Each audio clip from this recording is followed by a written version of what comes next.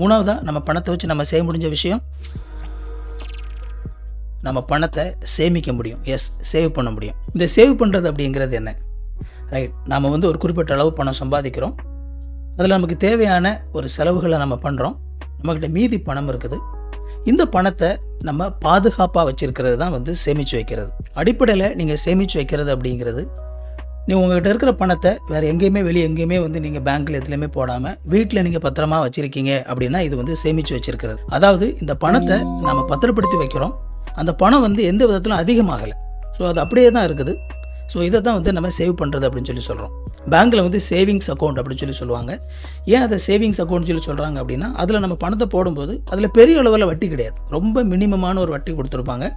So அது பார்த்திங்க அப்படின்னா அதனால தான் அது சேவிங்ஸ் அக்கௌண்ட் அப்படின்னு சொல்லி சொல்லப்படுது.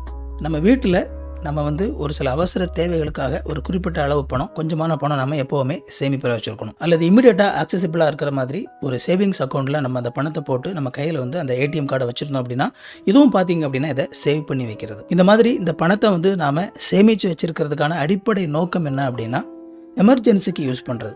திடீர்னு ஒரு பணம் தேவைப்படுது அப்படின்னா அந்த நேரத்தில் நம்ம அங்கங்கே ஓடி நம்ம வந்து பண்ணிகிட்டு இருக்க முடியாது. ஸோ எமர்ஜென்சிக்காக எப்போவுமே வந்து இமீடியட்டாக நம்ம செலவு பண்ணுறதுக்காக வச்சுருக்கக்கூடியது தான் இந்த சேமிப்பு பணம். இதுவும் கண்டிப்பாக ஒவ்வொருத்தர்கிட்டையும் இருக்கணும்.